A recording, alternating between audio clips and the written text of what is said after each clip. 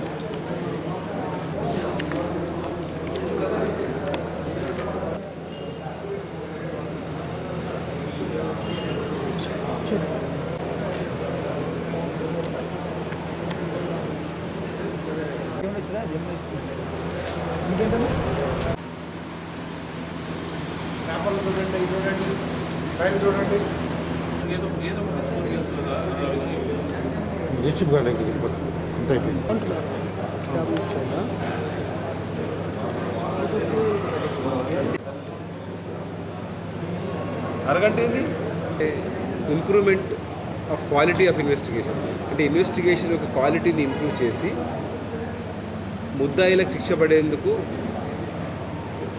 పూర్తిగా ప్రయత్నం చేయడం అన్నమాట. సో దానివల్ల ఏమవుతుందంటే కన్విక్షన్ రేట్ పెరగడం వల్ల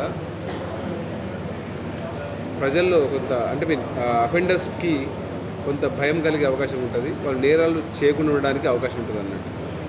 సో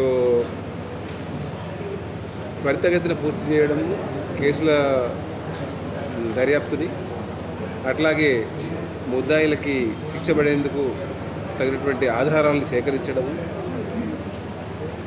ఈ రెండు ముఖ్య ఉద్దేశాలతో ఈ యూఏ కేసు నిలబెట్టడం జరిగింది.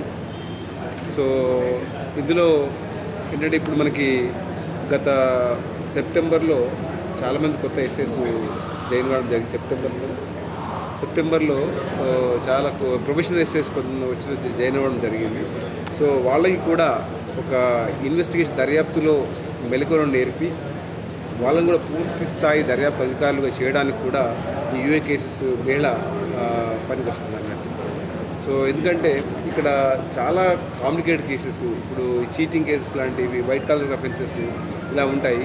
వాటిని జాగ్రత్తగా అర్థం చేసుకొని మరి వాటిలో ఆధారాలని సేకరించడానికి, దర్యాప్తులో ఉన్నటువంటి మెలకువల్ని వాళ్ళకి నేర్పించడానికి కూడా ఈ యూఏ కేసు మేళ బాగా పనిచేస్తుంది.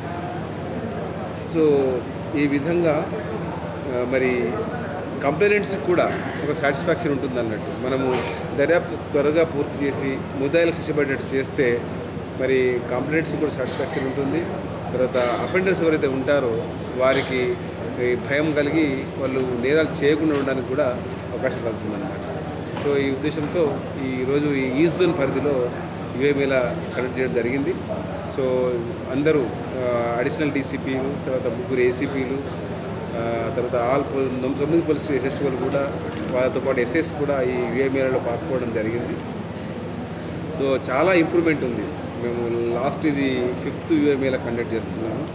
సో అప్పటి ఫస్ట్ టైంకి ఇప్పటికీ ఇన్వెస్టిగేషన్ క్వాలిటీలో బాగా ఇంప్రూవ్మెంట్ జరిగింది. తర్వాత ఎస్ఐ కూడా చక్కగా నేర్చుకుంటున్నారు.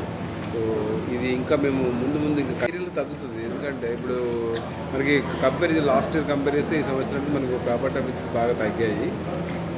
తర్వాత జనరల్ న్యూసెన్స్ కేసెస్ కూడా బాగా తగ్గాయి. పెట్రోలింగ్ తర్వాత ఈ బ్లూ కోడ్స్ వల్ల బాగా ఈ జనరల్ న్యూసెన్స్ కేసులు, డ్రంక్ అండ్ డ్రైవ్ కేసెస్, తర్వాత ప్రాపర్టీ అఫెన్స్ కూడా బాగా తగ్గాయి. సో క్రైమ్ రేటు కంపేర్ చేస్తే బాగా లాస్ట్ కంటే తగ్గింది. బట్ ఏంటంటే పాపులేషన్ పెరుగుతూ ఉంది కాబట్టి కొంత అంత తగ్గుదల కనబడదు. బట్